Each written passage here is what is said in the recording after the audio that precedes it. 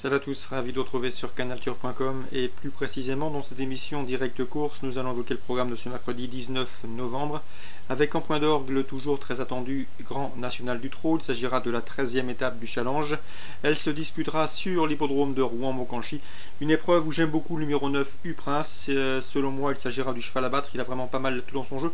Un cheval qui s'est fait remarquer notamment à Vichy cet été au niveau groupe 2 et dernièrement dans l'épreuve disputée à Nantes, celle du GNT.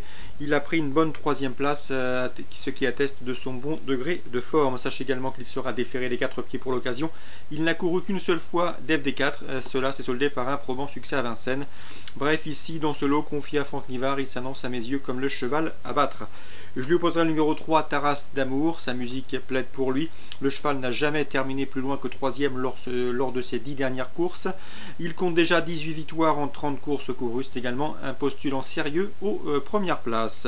Le 11, Torrève de KO, il a terminé 2e de cette course l'an dernier. Cette fois-ci, les paramètres sont différents. Il ne sera pas déféré des postérieurs. Il devra rendre la distance. Cela dit, cela reste un bon cheval. À mon avis, sa place est sur le podium.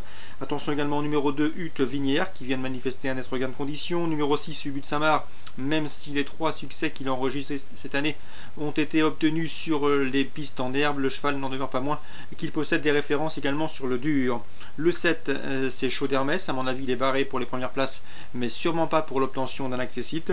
Le numéro 12, Sissi du Morin. Soler Rivellière, sa compagne d'entraînement, lui est probablement supérieur en classe pure, mais pour Soler Rivellière, ce n'est pas un objectif. Concernant Sissi du Morin, il me semble en mesure de venir corser les rapports du quartet, voire du quintet. Le 15, c'est Voltinger Numirt. Il fait sans doute partie des meilleurs chevaux du peloton, mais pour lui, ce n'est pas un objectif, nous a confié Roberto Donati. Le but est de bien l'ouvrir, ce qui ne l'empêche pas, vu son potentiel, de venir chercher une 4e, 5e place à la faveur d'une course cachée et d'une bonne fin de course dans la phase finale dans la ligne droite. Résumé chiffré pour ce quintet, l'épreuve du GNT, la 13e du challenge.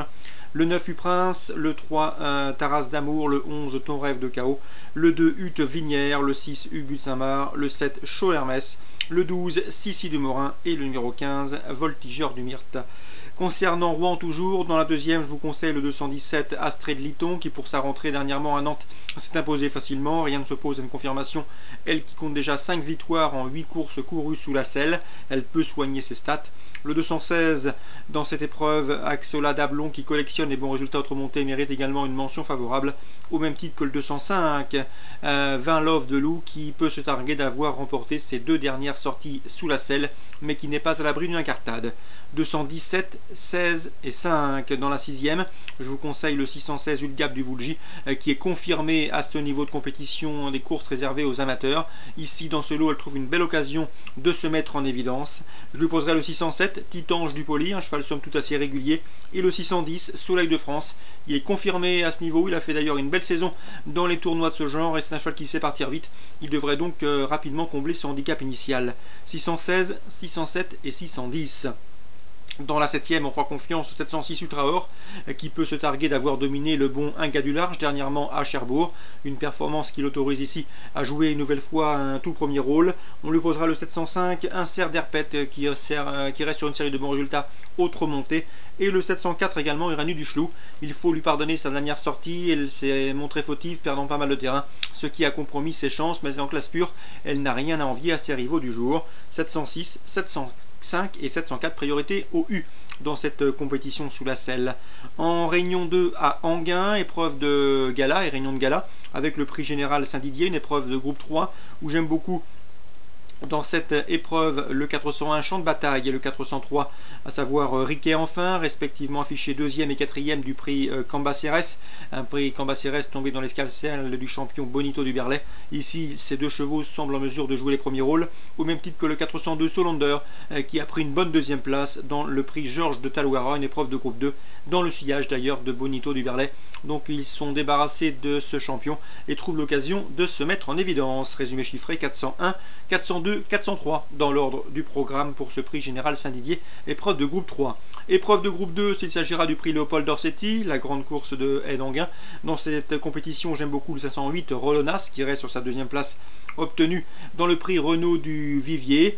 Cette fois-ci, la protégée de Jean-Paul Gallorini défie ses aînés, mais à mon avis, vu son potentiel, elle peut les regarder droit dans les yeux.